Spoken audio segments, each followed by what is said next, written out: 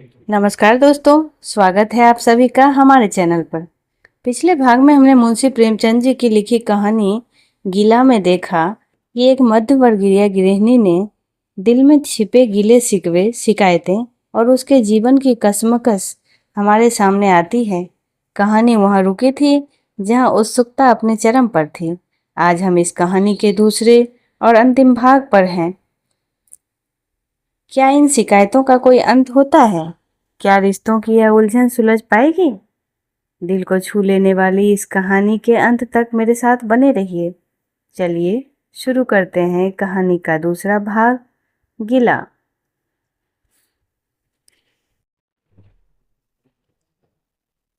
तुम ढंग तो बताती नहीं, उल्टे डांटने लगती हो। मैंने समझा, खैर दुष्ट ने कम से कम एक काम तो सलीके से किया। अब रोज कमरा साफ सुथरा मिलेगा। मेरे दृष्टि में विश्वास ही बनने लगा। संयोग की बात, एक दिन मैं जरा मामूल से सवेर उठ बैठी और कमरे में आई तो क्या देखती हूँ कि घूरे द्वार पर खड़ा है और आप तन मन से कमरे में झाड़ू लगा रहे हैं। मेरी आंखों में खून उतर आया। उनके हाथ से झाड़ू छीन कर घूरे के सिर जमा दी। हरामखोर को उस दिन निकाल दिया बाहर। आप फरमाने लगे, उसका महीना तो चुका दो। एक तो काम नहीं करे, उस पर आंख दिखाए, उस पर पूरी मजूरी भी चुका दूं। मैंने एक कौड़ी भी नहीं दी। एक कुर्ता दिया था वह भी छीन लिया। इस पर जर भरत महाशय मुझसे कई दिन रूठे रहे। घर छोड़कर भाग जाते हैं। बड़ी मुश्किल से रुके। ऐसे ऐसे भोंदू भी संसार में पड़े हुए हैं। मैं न होती तो शायद अब तक इन्हें किसी ने बाजार में बेच दिया होता। एक दिन मेहनत ने उतारे कपड़ों का सवाल किया। इस बेचारी के जमाने में फालतू कपड़े तो शायद पुलिस वाले या रसोइयों के घर में हो। मेरे घर में तो जरूरी कपड़े भी काफी नहीं है। आपका वस्त्रालय एक बकरी में आ जाएगा, जो डाक के पार्सल से कहीं भी भेज सकता है। फिर इस साल जाड़े के कपड़े बनवाने की नौबत नहीं आई। पैसे नजर नहीं आते, कपड़े कहाँ से बने? मैंने मेहतर को साफ जवाब दे दिया। कड़ाके का जाड़ा पड़ रहा था। इसका अनुभव मुझे कम नहीं था। गरीबों पर क्या बीत रही है, इसका भी मुझे ज्ञान नहीं था। लेकिन मेरे या आपके पास खेद के सिवा और इसका क्या इलाज है?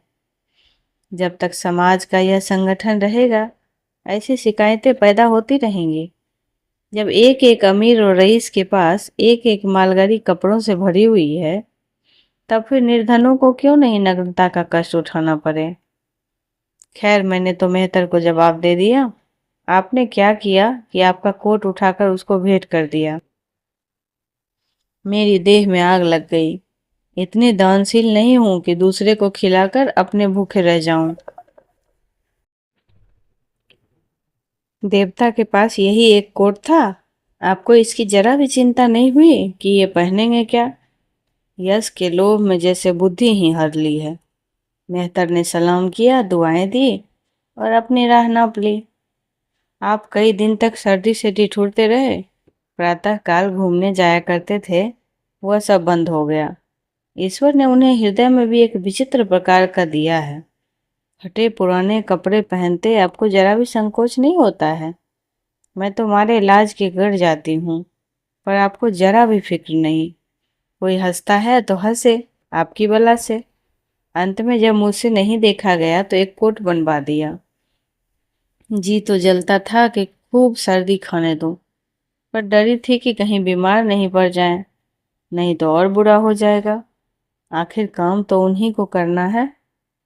महाशय अपने दिल में समझते होंगे मैं कितना विनीत और परोपकारी हूँ। शायद इन्हें इन बातों का गर्व हो। मैं इन्हें परोपकारी नहीं समझती, ना ही विनीत समझती हूँ। यह जड़ता है, सीधी सादी निरीहता। जिस मेहतर को आपने अपना कोट दिया, मैंने उसे कई बार रात को शराब के नशे में मस्त झूमता देखा है और आपको दिखा भी दिया है। फिर दूसरे की विवेकहीनता की पुरौती हम क्यों करें? अगर आप विनीत और परोपकारी होते तो घर वालों के प्रति भी आपके मन में कुछ उदासीनता होता। यह सारी उदारता बाहर वालों के लिए ही है। घर वालों को उसका अल्पांश भी नहीं मिलना चाहिए। मेरी इतनी अवस्था बीत गई, पर इस भले आदमी ने कभी अपने हाथों से मुझे एक उपहार भी नहीं दिया। बेशक मैं जो चीज बाजार से मंगवाऊं उसे लाने में इन्हें जरा भी आपत्ति नहीं, बिल्कुल उर्ज नहीं, मगर रुपये मैं दे दूं यह शर्त है। इन्हें खुद कभी यह उमंग नहीं होती। यह मैं मानती हूँ कि बेचारे अपने लिए कुछ नहीं लाते, मैं जो कुछ मंगवा दूं उसी पर संतुष्ट हो जाते हैं। मगर आखिर आदमी कभी कभी शौक की चीजें भी तो चाहता है। अन्य पुरुषों को देखती हूँ, स्त्री के लिए तरह तरह के गहने, भांति भांति के कपड़े, शौक श्रृंगार का वस्तुएं लाते रहते हैं। यहाँ इस व्यवहार का निषेध है। बच्चों के लिए भी मिठाइयाँ, खिलौने आज तक बाजार से नहीं लाए। शपथ खा ली है, इसलिए मैं इन्हें कृपण कहूंगी, हृदय शून्य कहूंगी, उधार नहीं कहूंगी। दूसरों के साथ इनका जो सेवा भाव है उसका कारण है इनका यश लोभ और व्यवहारिकता, अज्ञानता। आपके विनय का यह हाल है कि जिस दफ्तर में आप नौकर हैं उसके किसी अधिकारी से आपका मेल जोल नहीं है। अफसरों को सलाम करना तो आपकी नीति के विरुद्ध है।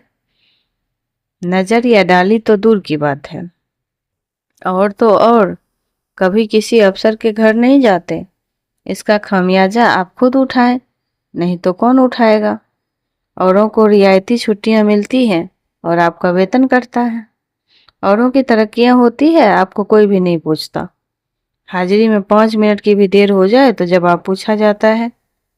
बेचारे जी तोड़ कर काम करते हैं। कोई बड़ा कठिन काम आ जाता तो इन्हीं के सर मर दिया जाता है। इन्हें जरा भी आपत्ति नहीं होती। दफ्तर में इन्हें घिसू पिसू आदि उपाधियां मिली हुई हैं, मगर पड़ाव कितना भी बड़ा मारे इनके भाग्य में वही सूखी घास लिखी है। यह विनय नहीं है, स्वाधीन मनोवृत्ति भी नहीं है। मैं तो इसे समय चातुरी का अभाव कहती हूँ, व्यवहारिक ज्ञान की क्षति कहती हूँ। आखिर कोई अफसर आपसे क्यों प्रसन्न नहीं होता? इसलिए कि आप बड़े मेहनती हैं। दुनिया का काम मुरव्वत और रवादारी से चलता है। अगर हम किसी से खींचे रहें तो कोई कारण नहीं है कि वह हमसे खींचा नहीं रहे।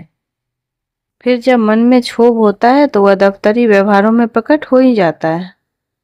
जो मातहत अफसर को प्रसन्न रखने की चिंता करता है उसकी जात से अफसर का कोई व्यक्तिगत उपकार नहीं होता है। जिस पर वह विश्वास कर सकता है उसका लिहाज वह स्वतःता करता है।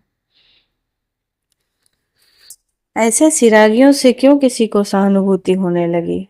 अफसर भी तो मनुष्य है, उसके हृदय में भी तो सम्मान और विशिष्टता की कामना होगी। वह कहाँ पूरी होगी? जब अधीनस्थ कर्मचारी ही उनसे फिरंट रहे तो क्या उसके अफसर उसे सलाम करने आएंगे? आपने जहाँ नौकरी की वहां से निकाले गए, कभी किसी दफ्तर में 2 से 3 साल से ज्यादा नहीं टिकते। या तो अफसर से लड़ गए या किसी और से। आपको कुटुंब सेवा का दावा है, आपके कई भाई भतीजे हैं, वह कभी इनकी बात भी नहीं पूछते, बराबर उनका मुंह ताकते रहते हैं। इनके एक भाई साहब आजकल तहसीलदार हैं, घर की मिल्कियत उन्हीं की निगरानी में है। वह ठाठ से रहते हैं, मोटर रख ली है, कई नौकर चाकर हैं, मगर यहाँ भूले से भी पत्र नहीं लिखते। एक बार हमें रुपये की बड़ी तंगी हुई, मैंने कहा अपने भ्राताश्री से क्यों नहीं मांग लेते?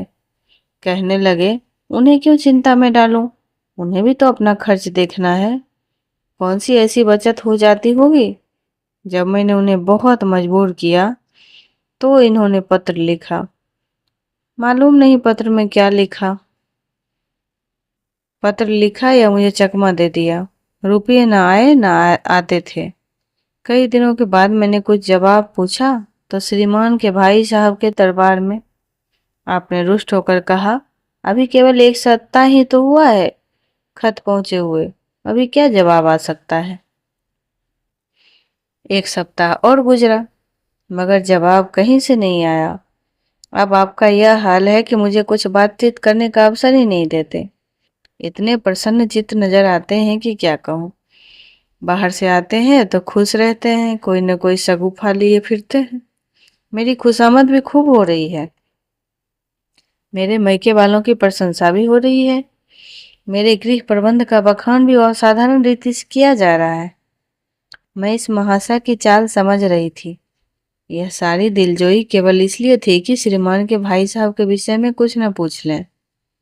सारे राजनीतिक, आर्थिक, सामाजिक, आचारिक प्रश्नों से मुझसे व्याख्या की जाती थी, इतने विस्तार और अवसेदना के साथ कि विशेषज्ञ भी लोहा मान जाएं, केवल इसलिए कि मुझे वह प्रसंग उठाने का अवसर नहीं मिले।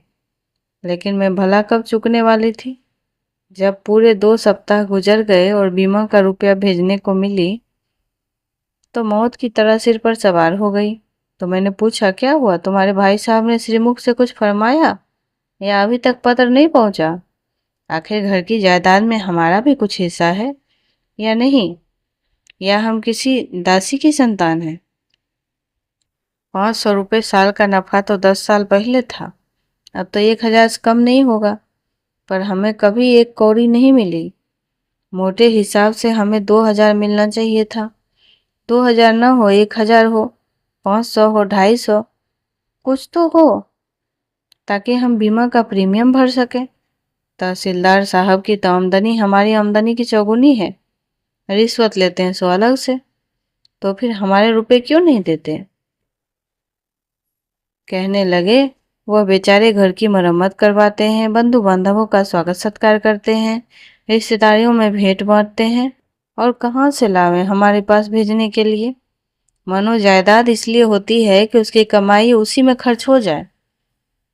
इस भले आदमी को बहाना गढ़ना भी नहीं आता। मुझसे पूछते नहीं, 1000 बहाना बता देती। एक से एक बढ़कर कह देते, घर में आग लग गई, सब कुछ स्वाहा हो गया या चोरी हो गया, तिनका तक नहीं बचा, 10,000 का अनाज भरा था उसमें घाटा हो गया, या किसी से फौजदारी हो गई, उसमें दिवाला पिट गया। आपको सूझी भी तो लचर पचर सी बात। तहदीर ठोक कर बैठ गई। पड़ोस की एक महिला से रुपये कर्ज लिए तब जाकर काम चला। फिर भी आप भाई भतीजों की तारीफ के पुल बांधते रहते हैं तो मेरे शरीर में आग लग जाती है। ऐसे कौरवों से ईश्वर बचाए। दोस्तों, इस कहानी का तीसरा भाग लेकर मैं